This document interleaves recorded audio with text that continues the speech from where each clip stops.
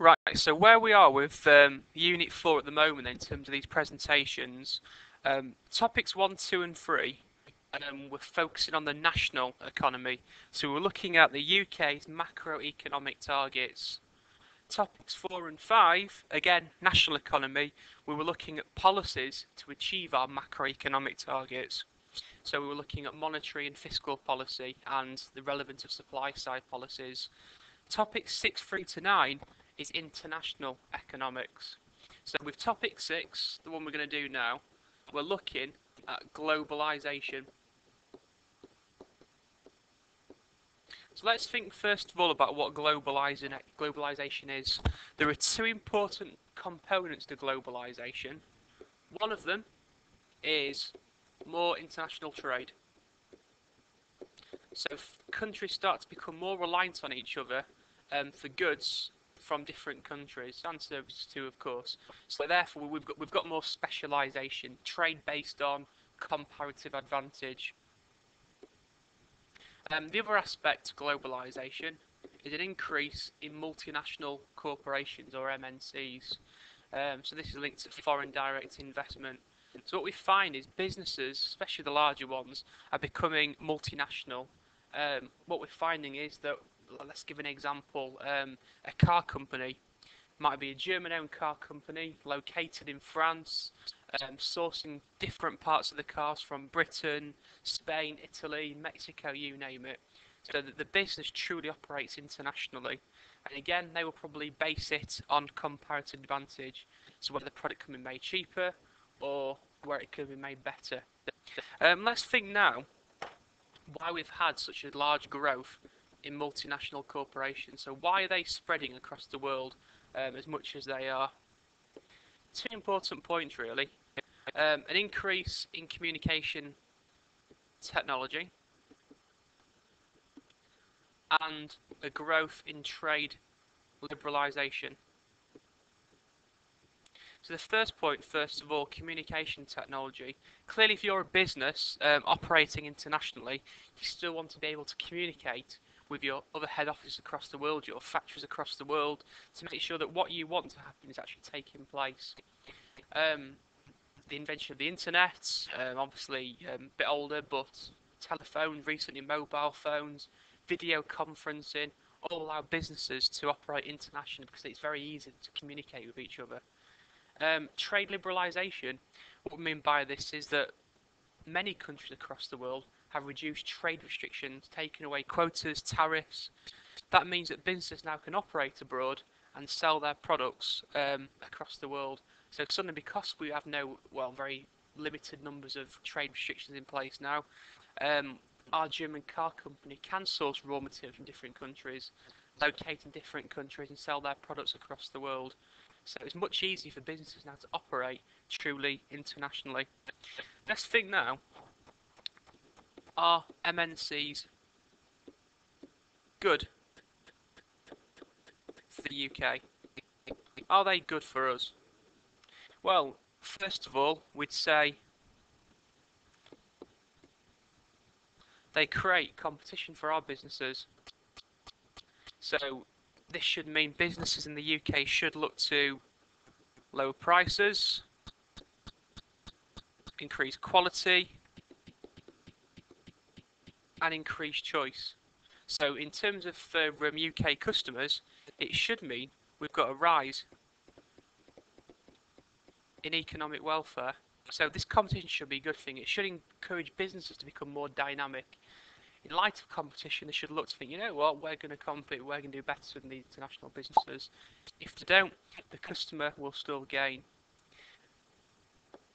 What you will also have is an increase in economies of scale. So as businesses start to operate on a truly international level, they can produce a far larger output. Rather than producing for one country, they're now producing for many countries. Higher output means more technical economies of scale, managerial, financial. Again, this will enable businesses to cut their costs. Cut costs again, hopefully, will mean one of two things: either higher profits for the business or lower prices for the customer. If we've got competition, it's likely the cost savings will be passed on to the customer. Um, Other impacts of MNCs. What we're finding is more and more businesses are operating truly internationally. So different businesses across the world are buying out other nations' businesses. So if we looked at a large car company such as Volkswagen, under their umbrella they've got lots of other car companies from different parts of the world. If we were to look at utility companies, many of the UK's utility providers, electricity, gas, even water, are owned by large German organisations, multinational companies. Whether they're a good thing or not, it's debatable. You've got the economy of scale argument, but then you could argue, are they becoming a bit of a monopoly? The truly downsides to multinational corporations is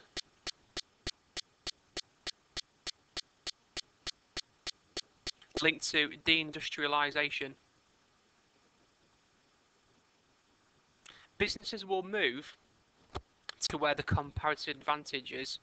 So many UK firms, due to globalisation, might start to move to LEDCs, lower wage costs.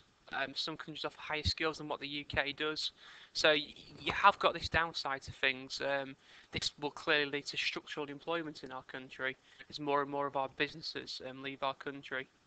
Let's think now about MNCs again, but rather than thinking about the impacts on the UK economy, let's think how MNCs impacts on developing countries. So are MNCs good for less economic developed countries? Let's break it down to yes and no. Well, first thing we would say, it provides investment. Poor countries haven't got a great deal of investment potential, but they haven't got the finances to invest to improve their infrastructure, their industries. So what MNCs offer is foreign direct investment. So that's clearly an injection to their economy. Clearly what this will create is employment opportunities. So unemployment in LEDC should fall. This will filter through from improvements for the government. They can now tax more people. That leads to more investment in government spending through education and healthcare. So that creates more supply side policies. LEDCs will also provide technical knowledge. So they provide the know-how of how to do things that will filter through and help these other countries develop, these poor ones that lack the expertise and the skills. Other benefits.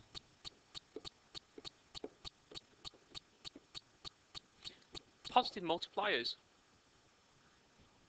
If an MNC was to move to a LEDC, then that's not the end of the job creation. That business that locates there will need a network of other businesses to provide for it.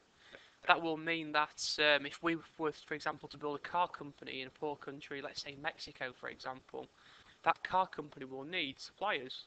That will create further job creation in that economy. So you're going to get positive multiplier effects happening here. That will filter through as the workers gain higher wages.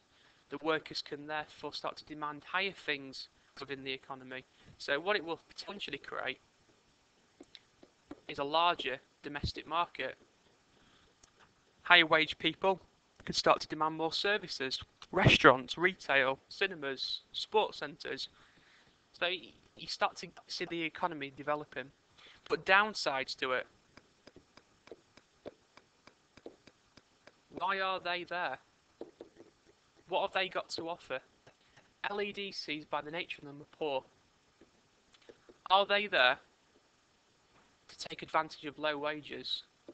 Are they there to exploit natural resources? Are they there to exploit the environment? Poor countries, desperate for investment, normally have weak or corrupt governments open to bribery. Potentially, MNC might want to go here to exploit people, offer them ridiculously low wages, exploit the natural resources, extract the raw materials from the ground for very cheap prices, exploit the environment, create pollution.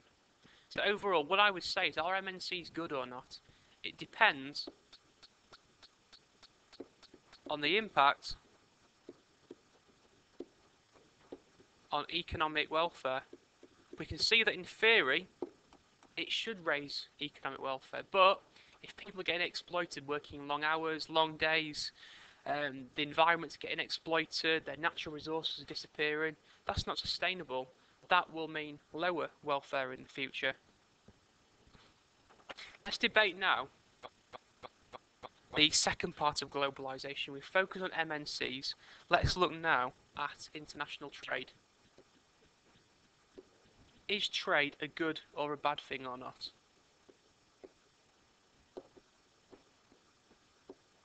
So we'll start off with yes, and then we'll focus on no.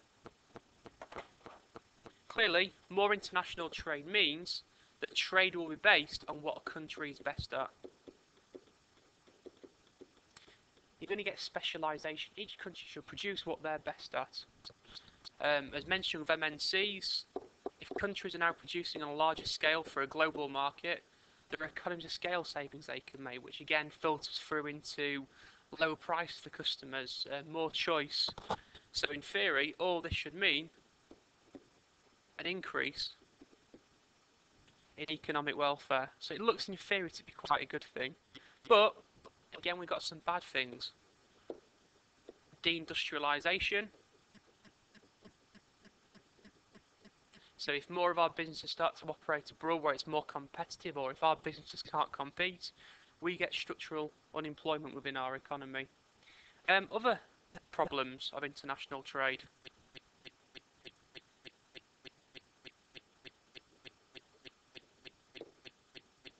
Dumping. China is very notorious for this, subsidising production of things in their own country, making things ridiculously cheap, forcing them into international markets, forces domestic businesses to go bankrupt. You've also got the infant industry argument. Small businesses that might become stars in the future as they grow and expand will initially struggle in the face of intense global competition. Potentially, you could argue if they didn't have that competition, they could grow, become successful, and become very useful for the UK economy. So, in theory then, should we look towards protectionism? Well, we can see you've got arguments for and against.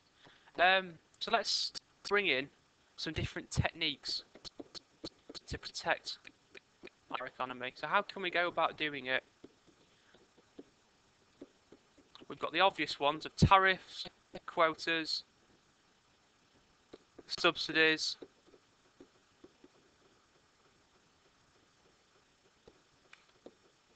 admin restrictions.